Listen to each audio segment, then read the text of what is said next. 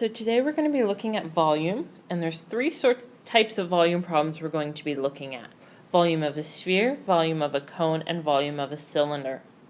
Up at the top of the page you should see the three formulas provided for you. These formulas will always be provided for you.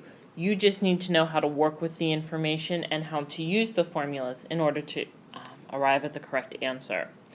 So looking at the first one's my cylinder here. So my formula for a cylinder is volume equals pi r squared h. So I'm going to plug in my information. So I have pi, my radius is 12, so 12 squared, and the height of the cylinder in this case, it's actually 11. My 1 seemed to have disappeared. At this point, you can just plug it into the calculator. Use the pi button on your calculator. Make sure you put the 12 in parentheses and then square it, and then multiply by 11. When you do that, you get 4,976.3 meters cubed. Always round to the tens place or one number past that decimal point. Also remember that volume always needs a label, and that label should always be cubed. Other than that, volume's pretty straightforward. So I'm going to have the teacher go ahead and stop the video and have you try the remainder of the problems. And then if you have any questions, when I come back on, hopefully I can explain them for you.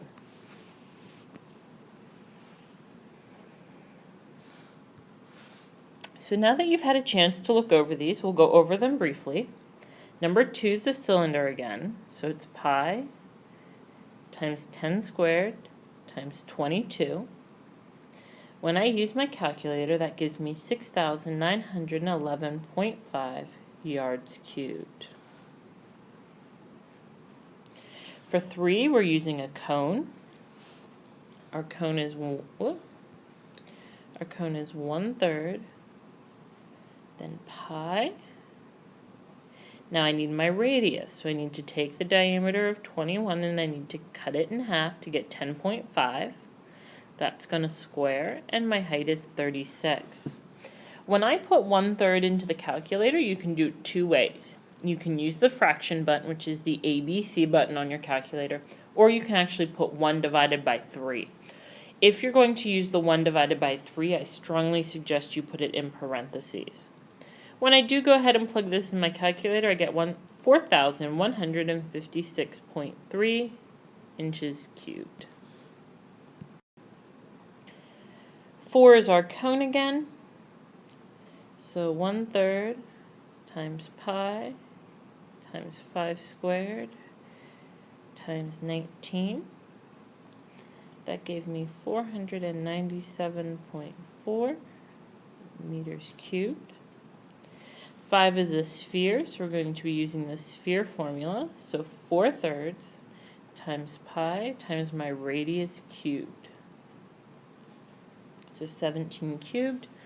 When I plug that in, I get 20,579.5 centimeters cubed. 6 don't have a lot of room. My figures seem to have shifted up, so I'm going to do 6 right below 5. It's a sphere again, so 4/3 times pi, cut my diameter in half to get my radius, so 13.5 cubed, gives me 494,000.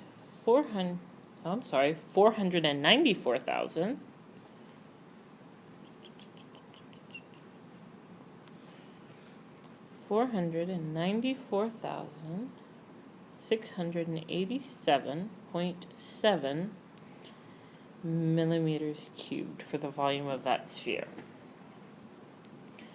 For 7 and 8, I have my drawings of my cylinders again.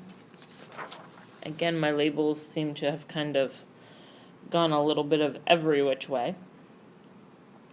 So for 7, you should have the cylinder that looks like it's on its side, almost like a skinny can of tuna fish on its side.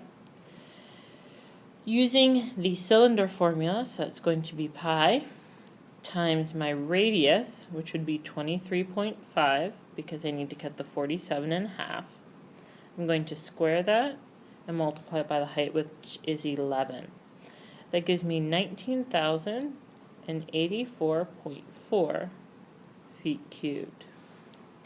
For 8, pi times 3 squared times 16, that gives me 452.4 inches cubed.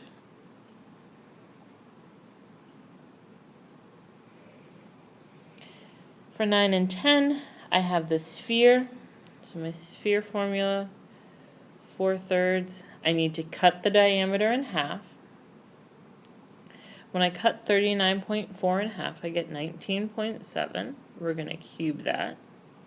And when I plug that all into the calculator, 32,024 inches cubed.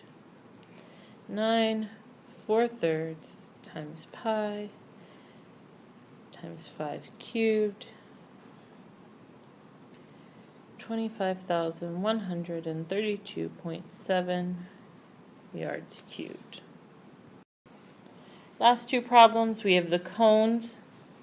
So 1/3 times pi, cut my diameter in half, so 6.5 squared times 17. That gives me 2,256.4 inches cubed.